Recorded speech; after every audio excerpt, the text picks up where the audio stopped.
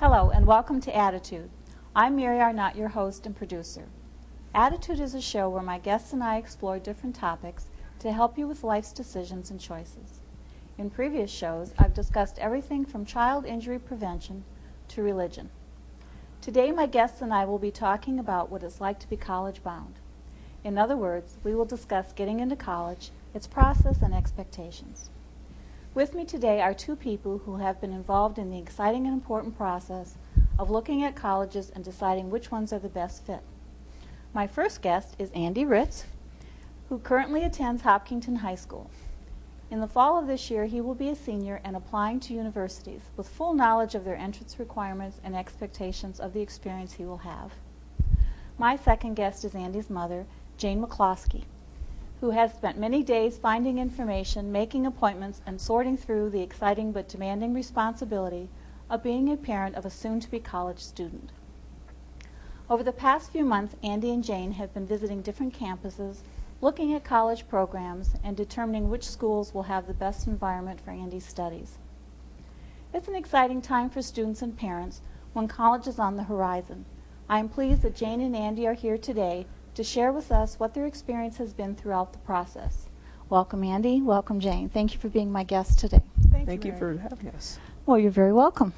Prior to the show, I was looking at some information about colleges and stuff because it's been a few years since my son went off to school. And so a lot has changed. I know even things like the format of the SAT tests and stuff are all different now. But Andy, I thought I'd kind of start with you. When did you first decide you wanted to go to college, and what were some of the things that made you think about that? I guess Do you it was remember? I guess I just always assumed I would go to college. I don't think it was like just one day I woke up and said, "Wow, I want to go to college." So, I think I just wanted to go to college so I could do something good in my life. I don't know. And Jane, how has it been in terms of finding out information about, maybe what to look at in the terms of colleges and understanding sort of that parental role and helping guiding Andy into what he might do or what schools he might look at? It's been very good. The school system has been phenomenal. I can't say enough good things about them, and they have a lot of information nights for parents, juniors and seniors, and we also make a lot of use of the Naviance website that the school provides to us, and that helps us find a lot about colleges and what are good matches and what maybe we should consider and ones we may not consider, and that's been one of our key things that we've used. And also the guidance counselors are great. Andy's got a great guidance counselor, and she's always very responsive to both him and to us. Anytime John or I email her with a question, no matter how stupid it may be, she's very good and gracious about getting right back to us. So it's been helpful. Yeah, before I forget to mention, Andy's dad would have been on the stage too tonight, but he's actually directing our show. So I want to thank John Ritz for doing that for us, because I'm sure he has some experiences to share as well. Oh, yeah. You mentioned, the websites and the information that the schools have given you. I want to let our audience know that at the end of the show, in the credits, I will have some additional information about websites and books and resources for them. And if there's anything in particular that we talk about that we want to make sure we highlight, we'll throw that in as well. Yeah, that's good. But you anticipated one of my questions. I was going to ask Andy, as a junior, what kind of preparation the school helps and provides, what kind of information, so that you know what to do in terms of looking at colleges and meeting entrance requirements. They do a lot for us. The main thing, as my mom mentioned, Naviance. It's a website that I don't know if it was already set up before, if the high school set it up, but it's a list of pretty much every college that you could want to go to. They have all the Ivy Leagues, they have all the small schools, everything in there, and it tells you, what the tuition costs are, what SAT scores you need, what GPA you need. It has how many students were accepted there and with what GPA and SAT or ACT scores that they had. It's a really nice website because it organizes all the colleges and makes it a lot easier than going on to thousands of websites and looking at oh, this is what the GPA is, but where's the SAT score and stuff. So that's one place you can go to. It pretty much gives you everything. Yeah. Yeah. It's very good. I saw one the other day too. It's actually called Collegegov. It's one that the government put together with a bunch of students, and I thought it was really pretty good. So many different. It was a little busy for me, but I think students like a lot of feedback and things. But it talks about should you go to college? Why do you want to go? How to get in? The cost and all that kind of stuff. So it sounds like there's some really good websites that are available. There's a College Board website and Princeton Review website. Those are two others, but College Board was we one I spend noticed. most of the time looking at Naviance because that's a great portal. It just gets you into all the information that you need to know, both from the student's perspective and the parent's perspective too. So. And there's always the individual college and university websites as well. That Yeah, will they give you all have kinds of they have information. links to most of them on Naviance too, so you can just go in there and check out anything you want.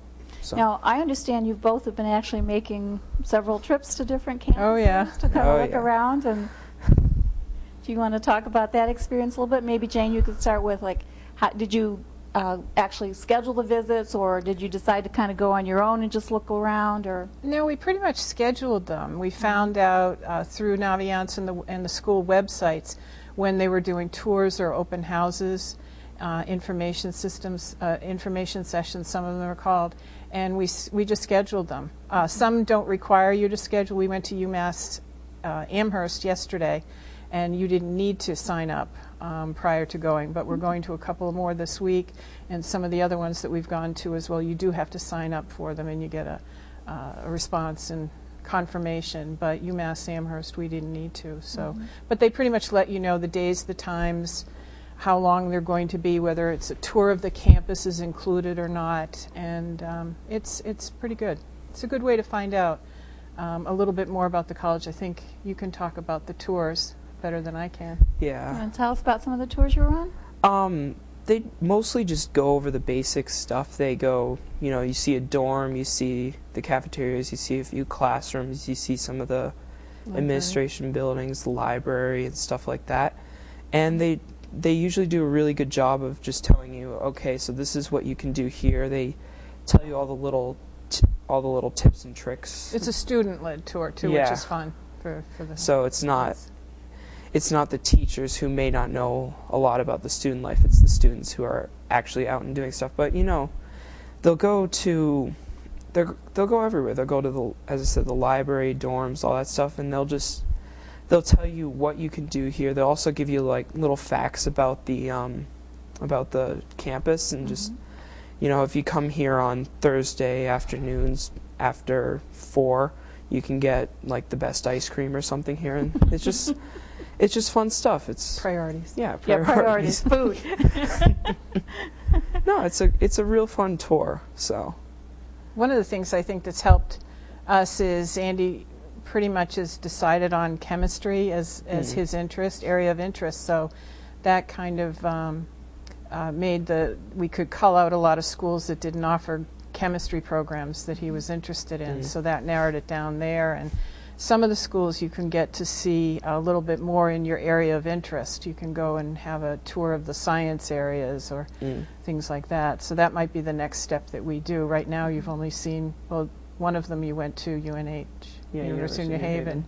You had a good tour of the science area there, so science department. So Now, students have been known to change their interests once they get off to school. Yeah, liberal arts is the way to go first off. So you're definitely. You're looking at schools that obviously may offer some other choices. And Oh yeah. Okay. Yeah. Another fact I was reading is that somewhere between 20 and 25% of freshmen don't return to the same college when they're a sophomore. Yeah. I've heard that. Yeah. Yeah. Do you have any fears that might happen once you've made a choice and get accepted, or? A little bit. I hope I get a good college on the first try, but if I don't, well, nothing I can really do about that. So I could. Basically, I'll find a few colleges that I like, and then I'll narrow it down. And if one college doesn't work out, then I'll go to another one. Now, one of the reasons that when I was reading that fact, one of the reasons they said that happens to students a lot is because when you're first looking at colleges, you get really caught up in their reputation, how prestigious they are. and or maybe mom and dad's alma mater or something, rather than looking at really what you personally need. How much pressure is there at school to get accepted in one of the more known, or I should say, maybe Ivy League or colleges like that? Or are students pretty much now starting to tune into what they really want out of school and looking at it from that point of view? There really isn't any pressure to be accepted into an Ivy League college. I mean, it's great if you are, congratulations, but a lot of people say, oh, I probably don't want to go to Harvard, but I'll go to some other school, and if it works for them, the guidance counselors, everybody at school is all for it. I mean, they're not going to say, if somebody gets accepted to Harvard and they decide not to go there, and they're not going to say, why aren't you going to Harvard? They're going to say, go where you want to go. So that's good to hear, because one of the other things I was reading is that I thought this percent was a little high, but I read that 50% of students, when they graduate from high school, go off to a community college first. First couple of years are usually general requirements and, like you say, liberal arts studies anyway, before you really declare your major and get down into, the last 2 years of the nitty-gritty of what you need to graduate. So I wondered. That's surprising. Yeah, I thought that was kind of high when it said 50%. That may not be, it may be that one report that I read, that one study, but do they encourage you to look at community colleges as well when you're going through the process? They do. They encourage us to look at every college that we could look at, community colleges, Ivy League colleges, anything you want. They've had a couple of forums at school where they've had college admissions directors from every type of college. Yeah. From the Ivy Leagues to the private schools to the community colleges, and they are very honest about their admission requirements and what if your GPA is this, your scores are this, should you apply here and all of that. So that's been helpful too, to kind of wade through. Yeah, I would say that too. Yeah, I remember too when my son, was in the same process you're in now. I remember them saying, apply to, a couple little schools you really, really want to get into, and then maybe a couple that are sort of, they call them the safe schools. Yeah. Region safe schools. Yeah. Do they still kind of take you through that and say, with? Yeah, they say apply to, a few safety schools that you are pretty sure that you're going to get into, and then they say apply to a few reach schools that maybe there's a chance you may not get in, but there's also a chance you may get in, just so that way you just, I don't know. Challenge yourself a little more. Challenge yourself a little bit more. And then they say usually apply to as many as you want, but they advise not to apply to, 25 schools or something. So that was kind of, that's where I was going to go with my next question a little bit, is about how many schools do you think you'll apply to? And personally, maybe. How many? Remember, every one of them has an application fee, probably. Yeah. I don't know, 7 to 10, maybe a little bit more. Oh, that's quite a few, I think. So, I don't know. I don't know, maybe. I don't know. I would be flexible, I think. I'm not going to apply to, 2 colleges, but I'm not going to apply to 25, so. Now, I don't want you to say which one, because I think that's kind of unfair to put you on the spot, but I imagine you have 1 or 2 colleges you'd really like to get into. I do. Okay, all right. And when will you actually send in your applications? When does that come up for you? Next fall, next winter, sort of, so. Yeah, they usually say you have to have them in, right after the new year starts, so January 15th, I think. And then that's for regular application. Then if you want to apply early application, that's November. Yeah, right before Thanksgiving. Yeah, I was trying to remember. For some reason, October, November is kind of sticking in my mind as when. Yeah. Yeah. So I don't know if I want to apply early app to any schools. I mean, I might. So don't have to play the waiting game for as long. So. Now, have you already been through the entrance exams? Have you already taken the test you're going to know? No, I've taken a few practice tests and the ACT. Yeah, the ACT. No, I took the SAT or ACT? Or? I haven't taken the SAT or the ACT yet, but I am signed up to do the SAT very soon. So Okay, so that Yeah. usually is toward the end of your junior year, and then you. Yeah. You know, I remember these little folding cards they would pass out. I don't know if I got them from universities or if my son got them from the high school, but it had like the timeline on it. You know, Oh, yes, they Oh, did. yeah, we did by get month those. you go through Yep. and you say you have to do this by this date.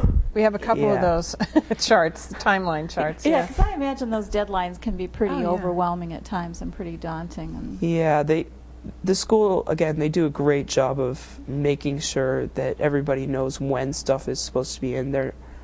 They're not going to say, oh, you know that you were supposed to apply to colleges 5 days ago, so they're going to make sure that you know, and it's your own fault if you miss the deadlines, really. So now they don't actually give time off for visiting colleges, though. You have to do that on your own, right? Yeah, Yeah. that's why school vacations are big.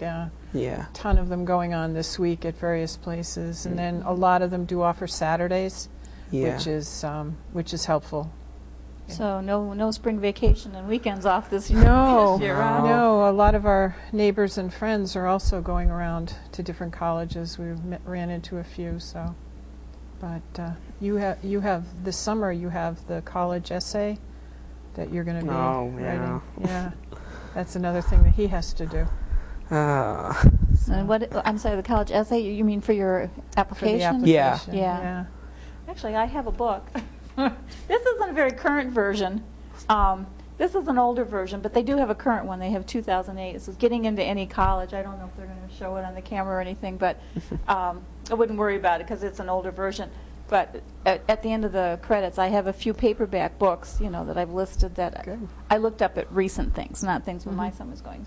But they tell you how to write your essay for your application, and this one is Secrets of Harvard Students, but it's Getting Into Any College. But the Harvard students talked about how to write applications and things. So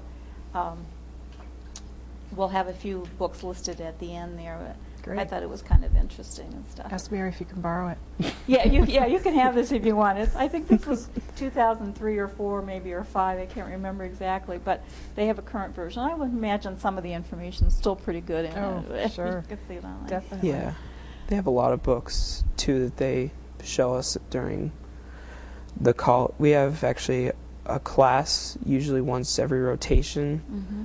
and they just meet with us and they talk to us about. They help us build our resume. They help us use Naviance, use all the college board stuff, all the Princeton Review stuff, and they just help us to get through it. It's usually a pretty small class, 15 kids or so, and it's just the teacher will walk around and just help you out, and it's a great class. So I think that's got to be key, is to know who you can turn to help sort through everything. Oh, yeah. Because it's just, there's so much information. Yeah. It's not Yeah. a lack of information anymore. Oh, yeah. It's just so much. And as you said, with the timelines, just keeping everything on track. I mean, keeping on track, and John and I keeping on track with the part that we have to do is important, because it kind of parallels things that he's doing at the same time. And keeping it organized.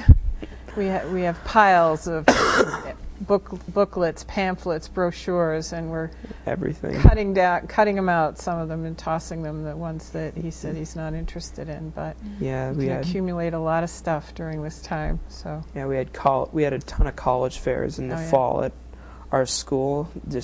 They had every college come to our gym, and they just handed out pamphlets, and I just grabbed pretty much something from every table. So Well, probably at that point in time was a good thing to do, is that, you Yeah, can just start wading through it all. get and- as much as you can. So Yeah. Mm. Well, you said that one of the things that helped cut down maybe on the colleges you were going to visit was because Andrew's interested in chemistry, so you Mhm. could look at the chemistry program or the science program and kind of tune into that. Were there other considerations, though, when you were thinking about, like maybe what clubs they have, extracurricular activities besides the partying and everything?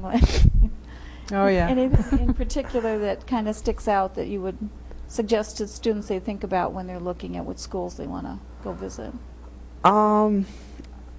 I personally looked at some of the intramural stuff that they had. If they had frisbee stuff, I love frisbee. So You need those stress release kind Yeah. of activities, right? Yeah. running too. I look for running too because I love to run as well. So, I would basically just look for things that you want to do apart from just the work. Because I mean, studying. yeah, you don't want to be in your room 24/7 or in the classroom. So Now you've seen some of those dorm rooms, so that's a good statement. Some of them my are God, so yeah. small. yeah, there's a few that were tiny. Yeah. Yeah. Creative with the furniture arrangements. That's Yeah. For sure. Now, Jane, I remember when my son and I were looking at campuses, they had programs where they would take the students off on their little tours and then have little special sessions for parents. Did you find that at some of the colleges that you were visiting? Yeah, we did, and What kinds it's of good. things they talked about? It's good because he can get his information answered if he has any questions, and then we can focus on more of the financial end of things and that we need to know a little bit more about. And what to plan for as far as the tuitions and the financial aid and all those applications that we need to fill out, taxes when we have to have those done and everything. So he's not bored with that, but we're taking copious notes on all those things. Yeah. But it's good because you also get, sometimes the department heads will come and speak to you, various department heads, and that's good to hear from them as well, what they're looking for in the students, and the directors of admissions come and talk to us and tell us what they're looking for when they get the applications. Just at UMass yesterday they said over 30,000 applications. It was 20,000. 20,000 applications, and they only took, what, 4,000? Yeah, like 4,000. 4,000. Yeah. So he was talking a bit about, somebody asked, what can my son or daughter do to make their application kind of hit you a little more and pay more than, spend more than 3 seconds on it. And so they were talking a little bit about that. So it's good to know. I remember, too, they also set expectations for parents that when your son and daughter goes off to college, don't expect to hear from them all the time. I know. Did they throw some of that in, too, for the They do. parents? Sometimes the more humorous ones do. Yeah. And Yeah. they talk about the laundry coming home and that type of thing. So, yeah, they're fun. They're good. They're pretty. We've been to a number of them at this point, so we kind of have we've a been to lot of 6 or information. 7. Yeah, about at least a half a dozen tours we've been to, colleges we've been to. So we've split them up between John going to some and me going to some. So. Well, based on the experience you've had about getting through all the information, visiting the campuses, using your resources, Jane, I'll ask you first. Is there anything in particular you'd like to share with parents in terms of this whole process? How you keep your cool, how you get through it all? Do I keep my cool? No. You've got to stay organized, and I'm a procrastinator, and I think Andy can tend to be a procrastinator. He can speak to that. I am. But you really have to keep, we have to keep him moving, and we have to keep ourselves on target, too. That's the biggest thing. And just if your son or daughter has an interest, he has chemistry, other things, liberal arts, but that kind of narrows the field down that you have to explore as well. But I think sometimes making the college tour appointments keeps you on target as well, because you have that to go to and that. But organization is the biggest thing and the biggest challenge, I think. And I think we could have spent the entire time talking about finances and applying for scholarships That's and all okay. of We that. don't need But to talk. yeah, no, I apologize to the audience. We're not going to get into the cost of colleges and maybe how you apply for grants or scholarships or whatever. But at the end of the program, I'll have some resources listed that will help them. Right. And certainly the websites we've already talked about, they can go to as a starting point as to what to do. And the schools have had a number of how to finance college sessions that we've gone to already, and we can go to them again in the fall when the time comes. It's closer for us that we have to start filling out all those applications. So it's been very helpful with that.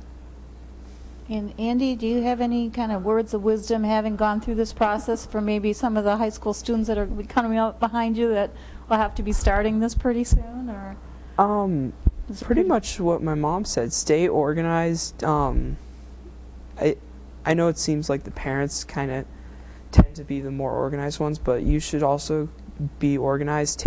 As boring as it sounds, you should take notes on the colleges. Just that way, you know, if you visited a college the fall of your junior year and it's the fall of your senior year and you're like, oh, what was that college that I visited? Did I like that? Just that way you have something to look back Write on. your impressions down maybe of your visits and things that you liked and didn't like. Or Yeah, so good suggestion. stay organized. Don't be afraid to look at colleges. Like, I mean, if somebody, I don't know how to say it, just don't be afraid to look at colleges that, you know, maybe are a risk for you if you don't have, you know, if you don't necessarily have the grades to go to Harvard, but you want to check it out, go for it. I mean, who knows? Can't hurt. Yeah. Unless you let your ego get a little bruised if you get rejected. But Yeah. Yeah. Well, we're going to have to wind down pretty soon. I just want to ask real quick, like in 10 seconds or so, any big fears, Mom, about Andy going off to school? No, I just hope he has a good time. I really do. I hope he finds something that he really likes at the school, and I hope he enjoys himself, because maybe as a parent I shouldn't be saying this, but there are two parts to college, the education part and the having a good time, having a lot of new experiences. I think that's very good advice. Kind of have a balanced experience when you're off to school. Well, we're out of time, and I want to thank you very much for being with us today. Thank you. Thank you. Thank you, Andy Ritz and Jane McCloskey, for being my guests on this episode of Attitude. Everyone who sees the show, students, parents, and educators alike, will have a better appreciation for all the demands of being college-bound. Before saying goodbye, I would like to congratulate Andy and his parents on this important and blessed opportunity when Andy attends college. I also want to thank high school and college counselors, teachers, and support staff for helping students and parents through this demanding process, requirements, and deadlines. To my audience, please stay tuned for additional resources and the show's credits. Thank you to HCAM and its volunteers for making this program possible. I'm Mary Arnott, signing out with Attitude.